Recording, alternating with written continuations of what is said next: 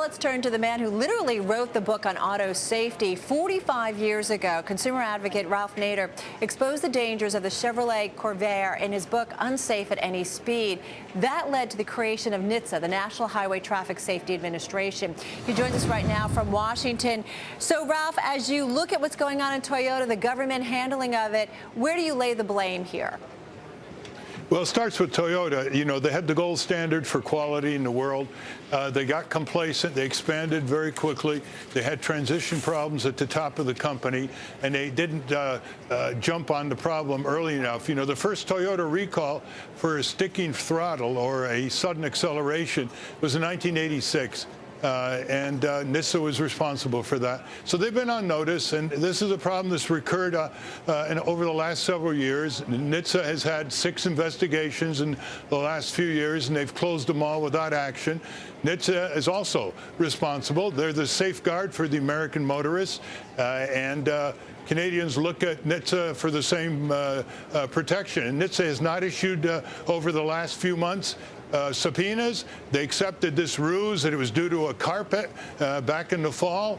Now they are looking into the electronics. That's where the focus is now, the electronic throttle. It's not just a mechanical fix.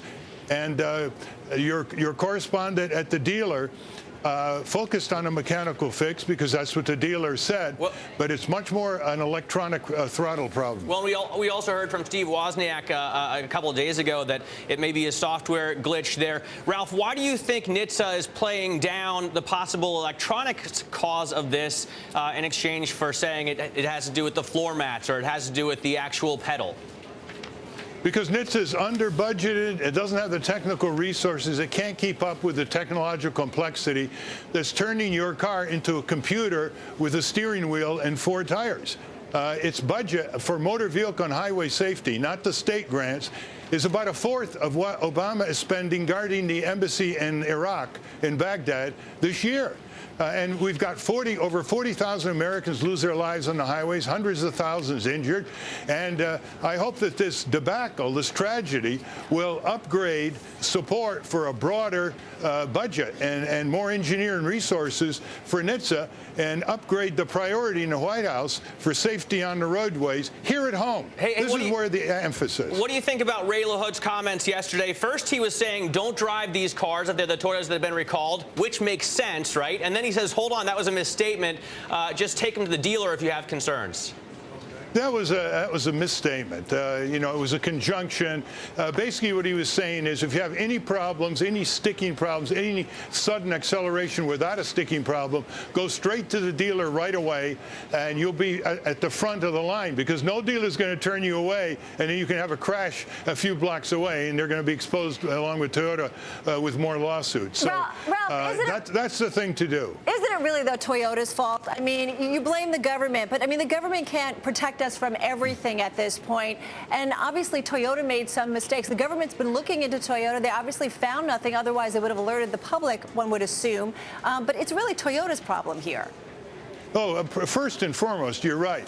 But the deregulation atmosphere since Reagan, Bush, Clinton, Bush, and now Obama, the deregulation atmosphere so downgraded the mission of NHTSA and auto safety that it kept them from getting. Ralph, I grew up in a car that never had a safety belt. I mean, cars have gotten safer. There's a lot more safety provisions in cars. You have to concede that.